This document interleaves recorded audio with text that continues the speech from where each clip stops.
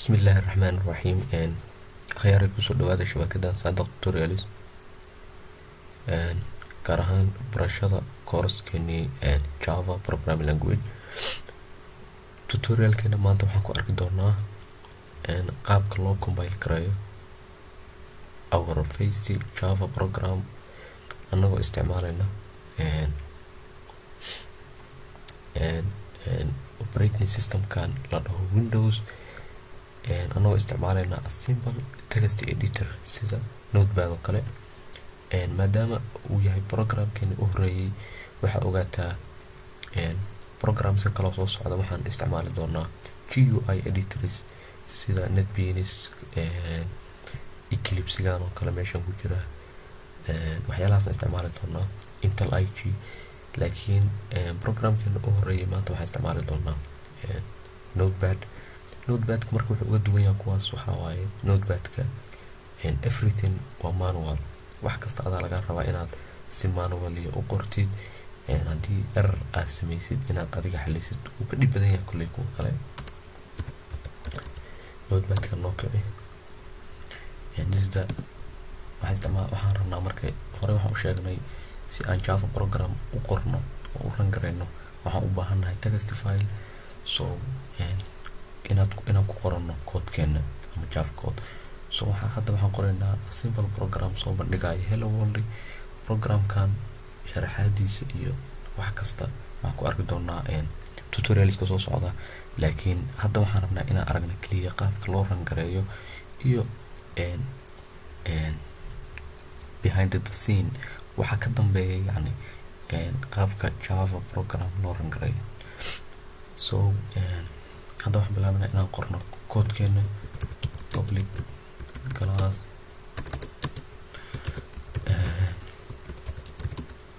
intaas waa class name-kii waxaan dhan waan arki doonaa hadda kaliya waxaad xooga saartay kaliya qaabka loo ran gareeyo Java program iyo waxyaalaha dhacaya this is waxa la main waan arki doonaa ayadana waa meesha programkeena uu ka bilowdo execution uu ka bilowdo waxaa jirto ka dhigi kartaa tan waxyaalahan dhan waan arki doonaa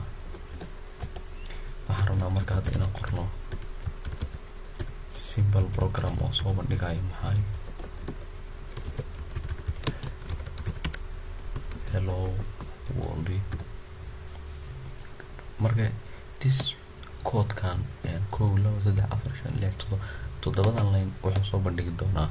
hello world marka stepka labaad markaan koodka qornay inaan save gareyno oo magac u bixino meeshaan waxaan ka dhigtaa all files ka dhig waxa ogaataa magaca fileka iyo class name-ka waa inay noqdaan maxay same waa inay noqdaan xarafka u horeeyana waa inuu capital noqdo marka intaas markaan sameyno intaas ku dhaafi maysid hore waxaan u sheegnay file name-ka waxaa raacinaysaa maxay .java extension-ka extension-kaasna waa tan lagu garanayo fileka inuu yahay Java file kadib waxaa geysaa location-ka aad rabtid inaad ku save garaysid meeshaan aan u rabnaa waxaa dhahdaa marka save now filekeeni waa save garaynay waxaan rabnaa inaan fiirino meesha aan ku save garaynay waxaan geynay meeshaan Saadaq Tutorials codes waa kana filekeeni meeshaan ku save garaynay waxaan u bixinay hello world extension-kiisa haddii aan fiirino oh shit extension-kiisa haddii aan fiirino properties extension-kiisa haddaan fiirino waa .java so that means operating system kan hadda filekan wuxuu u yaqaanaa Java so aan isku dayno marka filekan inaan ran garayno si aan u ran garayno filekan maadaama aan isticmaalayna Notepad kuwa kale waxay leeyihiin editorska kale meel aan dhihi karno compile laakiin kan ma lahan si aan u ran garayno marka waxaan ka celinaynaa cmd-da ama command prompt okay cmd-da markaan ka celino marka waxa ugu horeeya aan sameynayna waxaa waaye meeshaan ujeeda directory-ga hadda aan joogno working directory-ga waa waxaan joognaa userska so filekeenana wuxuu yaalaa meeshaas u yaala waxaan u baahanaa inaan tagno meeshaas for example oo kale hadii faylka lama yaqaano, file namekeyga haddaan qoro lama yaqaano, maxaa yeelay ma joogo directorygiisa ama locationkiisa. waxaan u baahanahay inaan tago. si aan u tago marka wuxuu yaalaa pizza,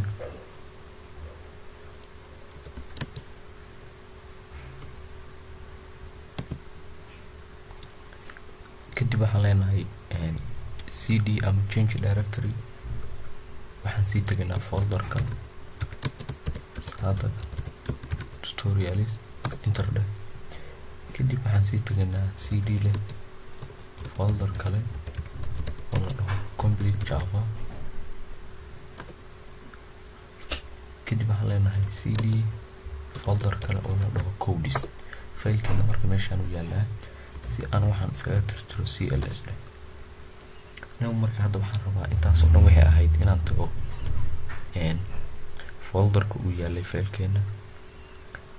now waxaan joognaa meesha ama locationka uu faylkeena yaalay. si marka aan compile u dhaho faylkeena waxaan u baahanahay inaan qoro commandiga la dhaho java c oo u taagan compile garay faylka magaciisa la dhaho,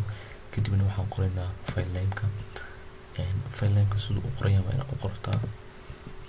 waxaan u qoran yahay keena hello world, kadibna extensionka faylka raaci .java. markaa raacisid waxaa dhahdaa enter. haddii uu error jiro waxaana la dhihi doonaa dabcan error jira. hadda faylkeena ama koodkeena wax error kama koobna. si marka maadaama koodkeena uusan wax error ka koobnayn, stepka xigoo kale waxaa weeye in aan ran garayno. si aan u ran garayno marka ayadana waxaa isticmaalaynaa commandiga la dhaho java anagoo raacinayna file nameka. extension hadda ku dari maysid. so hal waxaa ilaaway faylkeena markaan dhahay compile, markaan dhahay waxaan tegaynaa meesha uu faylkeena yaalay. waxaan ujeedaa compile markaan dhahayba meeshaan waxaa yimaaday another file, faylkaasoo isla same name wata maxay faylkeenii hore, laakiin extensionkiisu uu yahay .class. cashirkeenii horena waxaan kusoo sheegnay java markii aad faylka compile dhahdid waxaa abuurmi doona as output ahaan new file, faylkaasoo wata the same name magaca faylkaaga, laakiin extensionkiisu uu ka duwan yahay. extensionkiisuna uu yahay .class.